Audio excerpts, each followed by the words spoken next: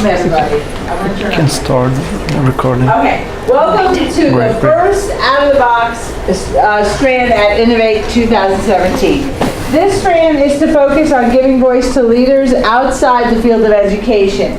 I want to thank our presenter, Marcelo Cherba, sitting right here. Marcelo is a renowned lecturer of neuroscience and meditation, behavioral mindfulness leadership, and today he will explore with us ways to integrate the discipline of mindfulness into the field of education for the benefit of physical, emotional, and mental well-being of both our students and our teachers. So we want to thank Marcelo for being here. We're very excited to have him. And we know that the work that he has done will have an impact in our classroom. So, Marcelo, thank you very much.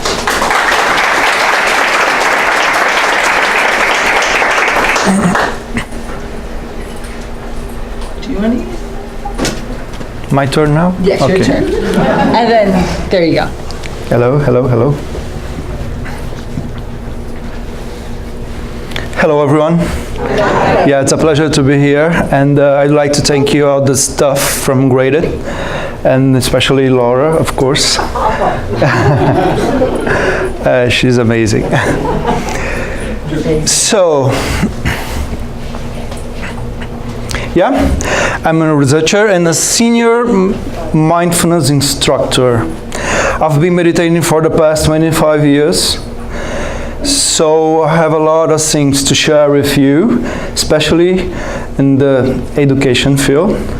So here, everyone knows what is mindfulness about? Please raise your hands. Okay. So another definition is that it's a fundamental component of human consciousness. Pay attention how important it is. It's about you, it's about your mind, it's about your behavior, it's about your consciousness. And the mental capacity then can be consolidated through a variety of training methods. I want to share with you one of these methods. We can do and we can practice mindfulness in two ways. The first one is like sitting meditation. That's the main kind of mindfulness technique that we know. And the second one is in an informal way, just like being aware of the daily tasks, like how do you toothbrush your teeth, how you wash your clothes, how you clean your house, something like that. Okay, this is the best definition that I use on my lectures, that mindfulness is a quality of your mind. Everyone knows that it's important to know about quality in your life, quality of your food, quality of your health, quality of your clothes. What about quality of thoughts? Have you been aware of this? How is your emotion right now? Are you paying attention at my lecture right now? Or are you mind wandering on the time? You know? Thank you. And we have 5 minutes for questions, so maybe we can come back to your question back here. So really it's related to stress and learning. So what amount of stress is productive, is healthy in learning? So imagine students learning something like slope in the grade 8 level or something. There's always going to be a level of stress. So to what extent is it important? My second was more neurological, regarding, you said less mindfulness helps to reduce the amount of work of the amygdala, but there's a lot of research as well about the amygdala imprinting on memory. So it's, I guess really what I'm asking both is the balance, and how do we attain that in a classroom environment? So you have to train your kids in mindfulness stuff. You have to, mindfulness is a kind of ability that is growing every day, every time, from time to time, moment by moment. Data shows that once you are training in mindfulness, you can deal better with your own emotion and your own thoughts, and you kind of created an ability to know how your mind is working. So, physiological things going on your body, like decreasing cortisol and decreasing the activity of the amygdala, just because you are taking a deep breath and getting relaxed in your muscles and pay attention at your own breath, for example.